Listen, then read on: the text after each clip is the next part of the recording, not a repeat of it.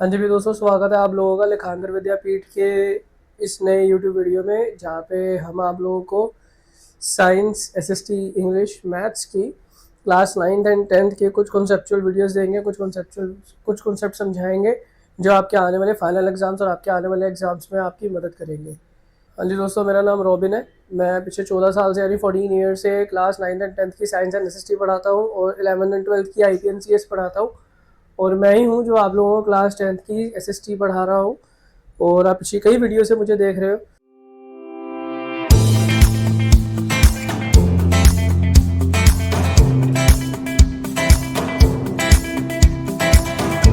हम पिछली वीडियोस में फेडरलिज्म चैप्टर क्लास 10th का शुरू कर चुके थे इन सिविक्स, जो कि सेकंड चैप्टर है सिविक्स का, और हम उसी को ही कंटिन्यू करेंगे। और अब हम जो समझने जा रहे हैं वो समझने जा रहे हैं कि फेडरल सिस्टम के ऑब्जेक्टिव्स क्या होते हैं और फेडरल सिस्टम का की फीचर्स क्या होते हैं। तो मैंने वैसे भी आपको पहले भी समझाया था कि बेसिकली दो या दो से ज़्यादा लेवल्स होते हैं गवर्नमेंट के फेडरल सिस्टम में। हर अलग अलग लेवल, टीयर्स का मतलब मैंने आपको पहले भी बताया था, इट इज़ लेवल्स। तो हर अलग अलग लेवल ऑफ गवर्नमेंट जो है गवर्न करता है सेम सिटीजन को, पर हर लेवल जो होता है उसका अपनी एक जुरिस्डिक्शन यानी अपना ही एक लेवल ऑफ जस्टिस होता है, एक लेवल ऑफ एक इलाका होता है जिनको वो मैनेज करते हैं। फॉर एग्जाम्पल, अब अगर मैं यहाँ पे तीनों लेवल आपको लिख के दे दूं, जो कि है हमारा एग्जीक्यूटिव, फिर आता है हमारा लेजिस्लेचर, और फिर आती है हमारी जुडिशरी।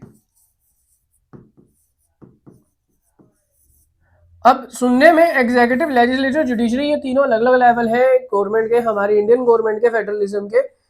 अब इसके अंदर जो तीनों लेवल है, जो एग्जीक्यूटिव लेवल है वो कभी भी लेजिस्लेचर के पास नहीं आता, और जो लेजिस्लेचर है वो कभी भी जुडिशरी का काम मैनेज नहीं करेगा, और जो जुडिशरी है वो कभी भी इन तीनों का काम नहीं करेगी। इवेंचुअली ये ऑर्डर दे सकते हैं, ये बोल सकते हैं कि आपकी ऑब्लिगेशन है, आप इस काम को करिए, पर इसका मतलब ये नहीं है कि वो काम करे। जैसे मैं आपको कई एग्जांपल्स बता देता हूँ। जब प्रधानमंत्री मनमोहन सिंह हमारे प्रधानमंत्री थे, कांग्रेस की सरकार, आज से काफी साल पहले, तो एक स्कैम हुआ था, सीएजी का स्कैम हुआ था। तो वो सीएजी के स्कैम के अंडर ना पूरी कांग्रेस पार्टी और उस टाइम के acting prime minister that is doctor Manmohan Singh, वो भी इन्वॉल्व कर दिए गए थे। बोला गया था कि उनके ऊपर भी करप्शन चार्जेस लगे, और सुप्रीम कोर्ट ने इवेंचुअली पूरी कांग्रेस कमेटी, पूरी कांग्रेस को, डॉक्टर मनमोहन सिंह को, उस टाइम पी चिदम्बरम भी थे, तो काफी अलग अलग लोगों को उन्होंने उस टाइम पे अपने कोर्ट में बुलाया था और उनके बारे में बातें करी थी, उनके बारे में दलीलें सुनी थी, और उस टाइम पे फैसला हुआ था कि कौन उस टाइम पे इस चीज का गुनहगार है और कौन इस टाइम पे गुनहगार नहीं है। ऐसे बहुत से केसेस हैं, जैसे कि एक बोफोर्स नाम की एक हमारे पास एक कैनन है जो बेसिकली लैंड टू एयर है, उसके ऊपर भी स्कैम निकले थे। अभी इलेक्टोरल बॉन्ड के ऊपर स्कैम आया है। तो देर आर मल्टीपल लेवल्स। अब इलेक्टोरल बॉन्ड के ऊपर जो स्कैम आया है, ये गवर्नमेंट थी जिन्होंने स्कैम करा या नहीं करा, दैट इज अनदर स्टोरी। ये गवर्नमेंट थी, जो गवर्नमेंट थी बीजेपी की, उनके अंडर ये स्कैम हुआ, उनके ऑफिशियल्स बीच में इंक्लूडेड हुए, और फिर इस स्कैम को पर्दाफाश किसने करा? स्कैम का पर्दाफाश करा हमारे लेजिस्लेचर ने, सॉरी हमारे लेजिस्लेचर ने। और उसके बाद इस स्कैम का जो फैसला सुनाया गया वो सुनाया गया था एग्जीक्यूटिव ने, सॉरी जुडिशरी ने। उन्होंने ये बात करी कि भैया ये स्कैम हुआ है और ये स्कैम इनएथिकल है, आप सारे के सारे इलेक्टोरल बॉन्ड्स का जितना भी आपके पास डेटा है, उन्होंने एसबीआई को टाइम मोहलत दी और उनको ये बोला गया कि आप इतने टाइम में ये पूरा का पूरा डेटा सामने लेकर आओ। 7 दिन का टाइम दिया गया। उन्होंने बोला भैया 7 दिन में इतना डेटा कैसे कोलेक्ट करेंगे? फिर उनसे बात हुई तो उन्होंने बोला चलो ठीक है, 7 दिन नहीं लो, तुम्हें हमने 2 हफ्ते का टाइम दिया, तुम डेटा कोलेक्ट करो। 2 हफ्ते के बाद फिर दोबारा हियरिंग हुई, फिर दोबारा एसबीआई के चेयरमैन आए, उनसे पूछा गया कि भैया अब डेटा कहाँ पे है? तो एसबीआई के चेयरमैन ने बड़े अजीब अजीब से बहाने दिए, जैसे आप लोग अपने स्कूल में बहाने देते हो, हमारे पास कॉपी नहीं थी, हमारे पास पेन नहीं था, हमारे पास ये नहीं था, हम नहीं ये कर पाए, हम वो नहीं कर पाए, वैसे से कुछ दिया। फिर सुप्रीम कोर्ट ने फटकार लगाई एसबीआई के चेयरमैन को और बोला कि भैया अगले 48 घंटों में अगर ये डेटा हमारे पास नहीं आया तो हम आपको रिप्लेस करने के बारे में सोच लेंगे। नाउ हेयर इट इज, यहाँ पे एग्जीक्यूटिव जो हमारा जुडिशरी है, वो किसी एग्जीक्यूटिव या किसी लेजिस्लेचर को काम करने के लिए नहीं बोल रहा, वो अपनी किसी दूसरी ब्रांच को काम करने के लिए नहीं बोल रहा, वो ऑर्डर दे रहा है जुडिशरी कि आप जो है एक पर्टिकुलर ऑर्गन को ऑर्डर दे रहा है कि आपको इस तरीके से परफॉर्मेंस करनी चाहिए और अगर आप नहीं करोगे तो हम होंगे आपको निकालने वाले। अब यहाँ पे अगर जुडिशरी चाहे तो वो वाकई में एसबीआई के चेयरमैन को निकाल सकती है। अगर जुडिशरी चाहे वो बहुत कुछ कर सकती है। एक टाइम था जब जुडिशरी के पास बहुत पावर थी। अगर आप लोगों को भी देखना हो ना तो मैं आपको बताता हूँ हमारे यहाँ पे पावर किसको कहते हैं। ध्रुव राठी की एक वीडियो है, आप अगर देखना चाहो तो देख सकते हो। ध्रुव राठी की वीडियो में उसने इलेक्शन कमीशन के बारे में बताया था। आप इलेक्शन कमीशन के बारे में देखना, हमारे इलेक्शन कमिश्नर्स ऐसे भी थे जिनको सिर्फ शक हुआ था कि पैसा देके वोट दिया जा रहा है, पैसा दिया जा रहा है और उसके बदले में वोट लिया जा रहा है। उन्होंने वोटिंग ही कैंसिल करवा दी थी वहां पे 2 महीने के लिए और बोला था अगर आप लोगों ने पैसा दे के ही वोट कराने हैं तो फिर वोटिंग का फायदा क्या हुआ, हम वोटिंग ही नहीं कराएंगे।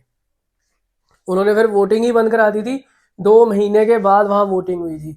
बूथ कैप्चरिंग का मामला सामने आया, उसी इलेक्शन कमिश्नर के अंडर बूथ कैप्चरिंग का मामला सामने आया।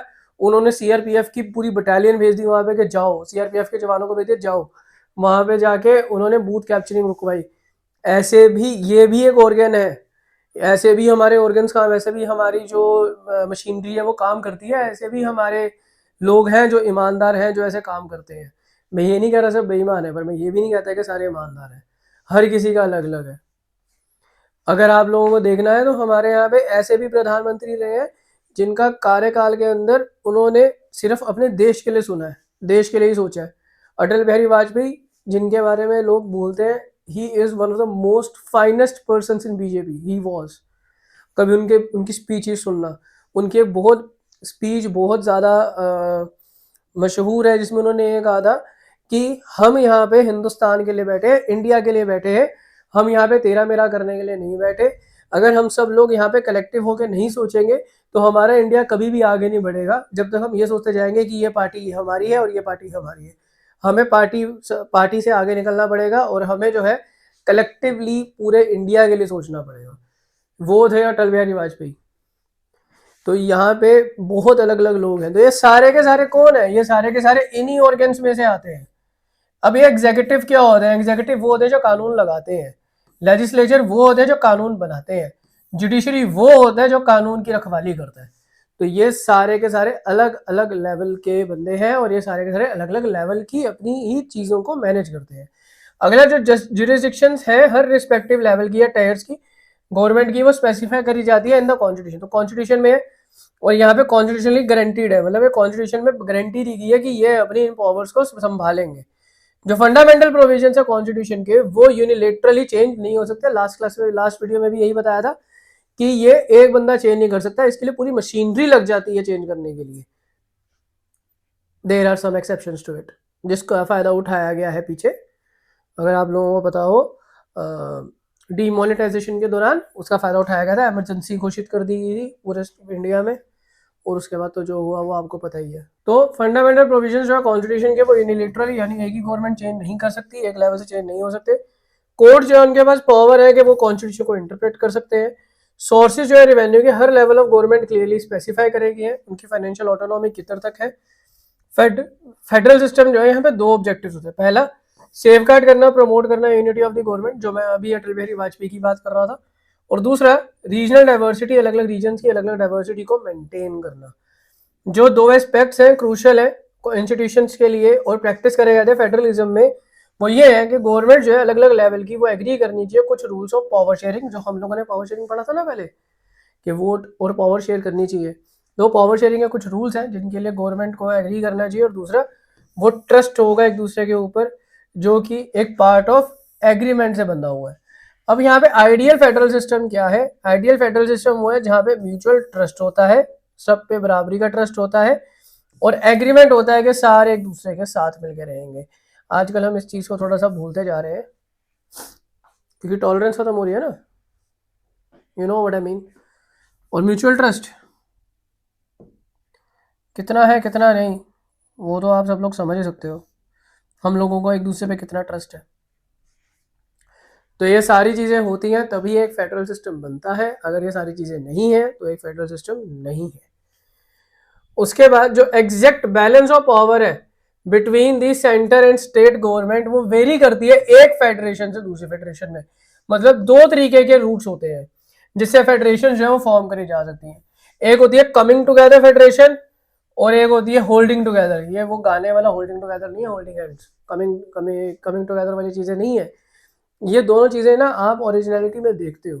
अब इसका एक एग्जांपल ले लो, यूएसए और इंडिया।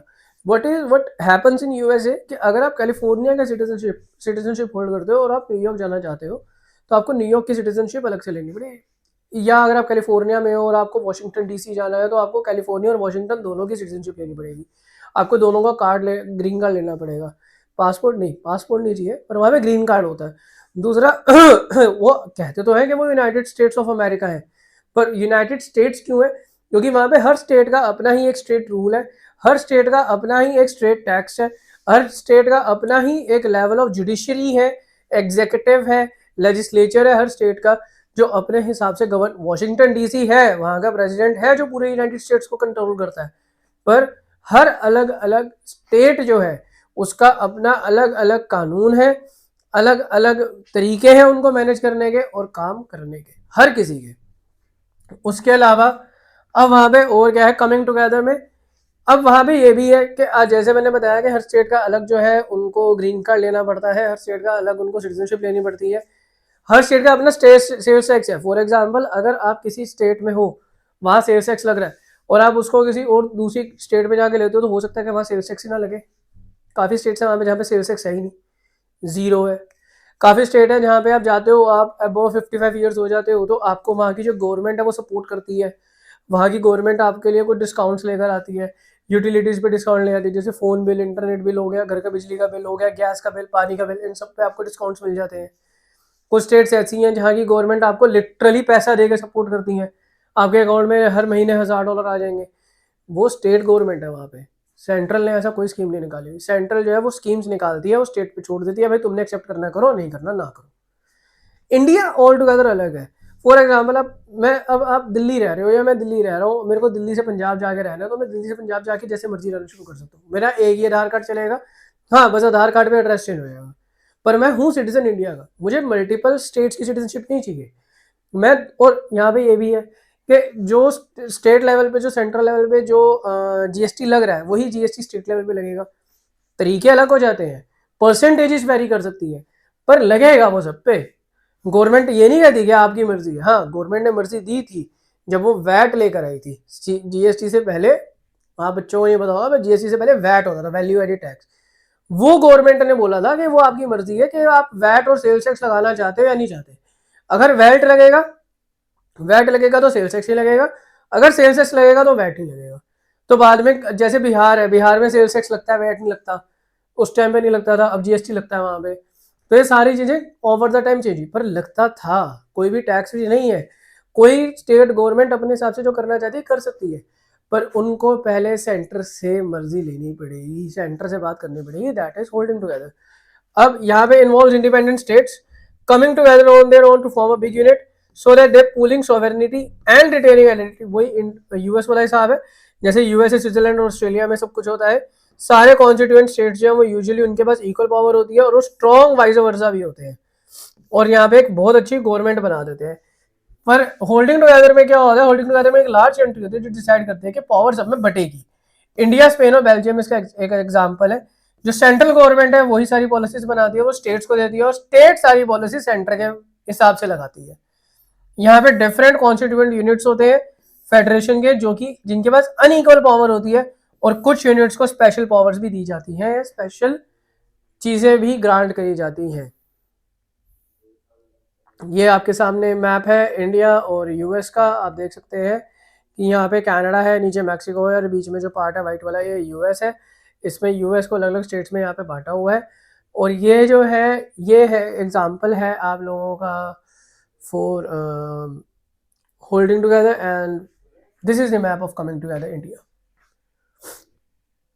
तो शायद यूएस से ज़्यादा ही स्टेट्स हैं हमारे पास, पर स्टिल हम सब कुछ करते हैं।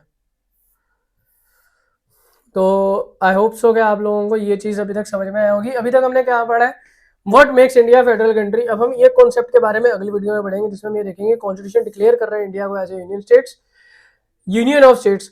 हालांकि वो यूज नहीं करते वर्ड फेडरेशन। इंडियन यूनियन जो है वो बेस्ड है on the principle of federalism. हम लोग फेडरेशन वर्ड का इस्तेमाल नहीं करते, पर हमारा जो यूनियन है वो बेस्ड है प्रिंसिपल ऑफ फेडरलिज्म के बीच में। तो क्या ये फीचर्स ऑफ फेडरलिज्म अप्लाई होते हैं to the provision of Indian constitution? जो भी हमने ऊपर फेडरलिज्म के जो ऊपर के रूल्स पढ़े, ऊपर के फीचर्स पढ़े, क्या तुम्हें लगता है कि वो इंडिया में अप्लाई होते हैं? अगर होते हैं तो नीचे कमेंट करके बता देना कि हाँ वो होते हैं और कैसे होते हैं। मैंने एक रूल, एक तुम्हें फीचर तो बताया कि वो अप्लाई होता है, कैसे होता है कैसे नहीं होता, बाकी के भी आपको बताने हैं। आई होप सो कि जितना मैंने अभी आपको बताया वो आप लोगों ने समझा, आप लोगों को समझ में आया होगा और थोड़ा सा और बढ़िया से लगा होगा। मैं आपको अगली ऐसे ही एक वीडियो में मिलूंगा, तब तक के लिए आप लोग प्लीज़ इस वीडियो को लाइक करना, शेयर करना और नीचे कमेंट करना इस क्वेश्चन का आंसर कि क्या आपको समझ में आया या नहीं आया। अगर आपको ये वीडियो समझ में आई है, अगर आपको ये वीडियो अच्छी लगी है, तो प्लीज़ इस चैनल को सब्सक्राइब करिए। नीचे वो लाल वाले बटन पे थोड़ा डायनामाइट कुछ भी मारना मार दो और उसे सब्सक्राइब कर लो। तब तक के लिए मैं आपको मिलता हूँ आपकी अगली वीडियो में, तब तक के लिए